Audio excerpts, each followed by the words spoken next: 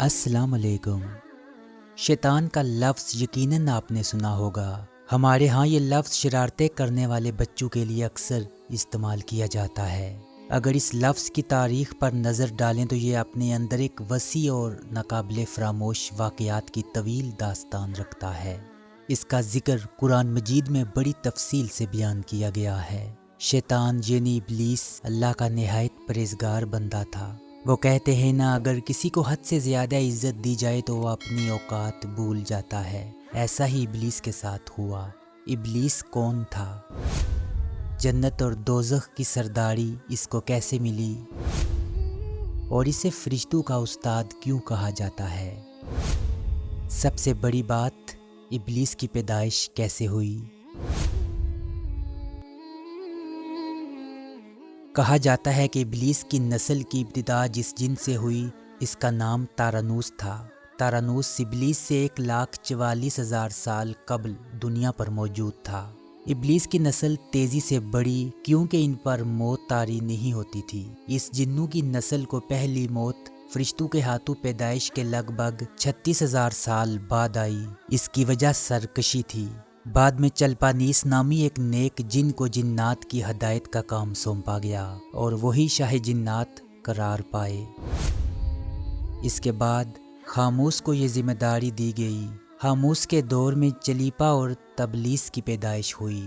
یہ دونوں اپنے وقت کے بے حد بہادر جنات تصور کیے جاتے تھے اور ان کی قوم نے چلیپا کو شاشین کا لقب اس کے شیر جیسے سر کی وجہ سے دیا۔ ان دونوں جنات کی وجہ سے ساری قوم کہنے لگ گئی تھی، ہمیں اس وقت تک کوئی نہیں ہرا سکتا جب تک شاشین اور تبلیس ہمارے درمیان موجود ہیں۔ ان دونوں کی وجہ سے اس قوم کے جنات آسمان تک رسائی کرنے لگے اور تیسرے آسمان پر جا کر شرارت کر کے واپس زمین پر آتے، اور پھر حکم الہی سے فرشتوں نے ان پر حملہ کیا اور عبرتناک شکست دی۔ اسی دوران جب حضرت اسرائیل علیہ السلام کو ابلیس نے دیکھا تو سجدے میں گر گیا۔ ابلیس شروع سے ہی نڈر، ذہین اور اچھا بچہ تھا۔ اس میں باپ کی بہادری اور ماں کی مکاری کوٹ کوٹ کر بھری ہوئی تھی۔ اس نے ملائکہ کے ساتھ جا کر باقاعدہ توبہ کا اعلان کیا اور پھر فرشتوں سے فیض علم حاصل کرنے لگا۔ علم حاصل کرنے اور ریاضت کا یہ عالم تھا کہ پہلے آسمان پر اسے عابد، پھر دوسرے آسمان پر زاہد، تیسرے آسمان پر بلال، چوتھے آسمان پر والی، پانچویں آسمان پر تقی اور چھٹے آسمان پر قبضان کے نام سے مشہور ہوا۔ ساتویں آسمان پر ابلیس بقائے نور میں رہا اور ساتویں آسمان پر اسے ملائکہ کا معلم قرار دیا گیا۔ یہاں تک پہنچ کر ابلیس نے اپنی عاجزی اور ریاضت کی انتہا کر دی۔ کم و بیش ابلیس نے 14,000 سال عرش کا طواف کیا اور یہاں اس نے فرشتوں میں استاد عزازیل کے نام سے شہرت پائی۔ کم و بیش 3,000 سال تک مقربین فرشتوں کا استاد رہا۔ ابلیس کے درس و تدریس کی میعاد کم و بیش 20,000 سال ہے۔ ابلیس کو حکم ہوا کہ دروغہ جنت رضوان کی معاونت کرو اور اہل جنت کے فرشتوں کو اپنے علم اور فضل سے بہرور کرو۔ یوں ابلیس کو جنت میں داخلے کا پروانہ مل گیا۔ یوں جنت کے دروازے کی چابیاں اس کے ہاتھ میں آ گئی۔ روایات کے مطابق 40,000 سال تک اس عہدے پر فائز رہا۔ یہی وہ مقام اعلیٰ جنت رضوان تھا جہاں ابلیس نے پہلی بار بادشاہت کے خواب دیکھنے شروع کیے۔ اس وقت ابلیس کے پاس جنت اور دوزخ دونوں کا اختیار تھا، مگر یہاں پر ابلیس عاجزی سے پہلی بار بھٹکا، خود کو بادشاہ بنانے اور رب بن جانے کے خواب دیکھنا شروع کیے۔ کہیں ملائکہ کے سامنے ربوبیت کی بات بھی کی، مگر ملائکہ کے انکار کے سبب چپ ہو گیا اور یوں نظام چلتا رہا۔ مگر اس سب سے اللہ کی ذات بے خبر نہ تھی۔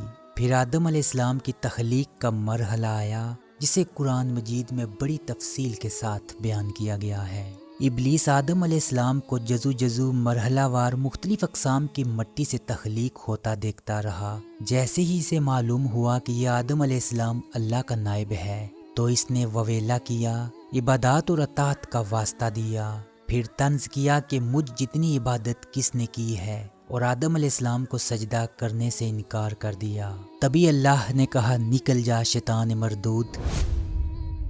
لعنتی قرار پانے کے بعد ابلیس نے اپنی عبادات اور ریاضت کا رب کریم سے صلہ مانگا، جس پر اللہ نے ابلیس کو ایک وقت معلوم تک مہلت فراہم کی، جس پر ابلیس نے اولاد آدم کو صراط مستقیم سے بھٹکا کر اپنے پیروکار بنانے کا دعویٰ کیا، جس پر رب کریم نے فرمایا جو متقی اور پرہیزگار ہوں گے تو ان کو کبھی گمراہ نہیں کر پائے گا۔